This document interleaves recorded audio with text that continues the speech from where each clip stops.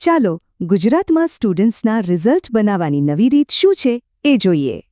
ઘણા શિક્ષકો જાણે છે કે દર વર્ષે હાથથી રિપોર્ટ બનાવવામાં કેટલો સમય અને મહેનત જાય છે. પહેલાંની રીતમાં દરેક સ્ટુડન્ટ માટે વારંવાર લખવું અને જાતે જ ગણતરીઓ કરવી પડતી. આનાથી કામનો બોજ વધતો અને ભણાવવા માટેનો કિંમતી સમય પણ ઘટતો. પણ હવે આનો એક ડિજિટલ ઉકેલ છે, XAMTA એપ. આ એપ રિઝલ્ટ બનાવવાની આખી પ્રોસેસને ઓટોમેટિક કરી દેવા માટે જ બનાવવામાં આવી છે.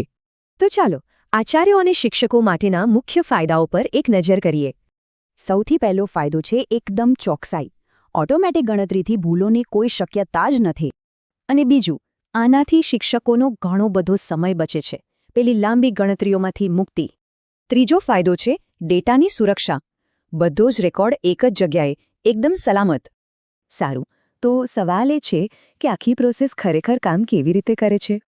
આખી પ્રક્રિયા બહુ સરળ છે. બસ 4 સ્ટેપમાં, ડેટા એન્ટ્રીથી લઈને રિપોર્ટ જનરેશન સુધી. અને જેવો ડેટા વેરીફાઈ થયો એટલે બસ એક જ ક્લિકમાં પત્રક સી અને એફ તૈયાર. પણ આ સિસ્ટમ બરાબર કામ કરે એના માટે એક નિયમનું પાલન કરવું બહુ જ જરૂરી છે. એ છે 100% વિદ્યાર્થીઓની ડેટા એન્ટ્રી. એક પણ સ્ટુડન્ટ બાકી ન રહેવો જોઈએ.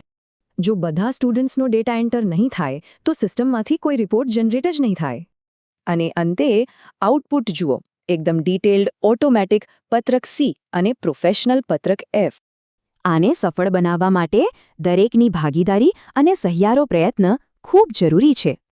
આચાર્ય સુનિશ્ચિત કરે કે કામ સમયસર થાય અને શિક્ષકો ચોકસાઈથી ડેટા એન્ટ્રી પૂરી કરે.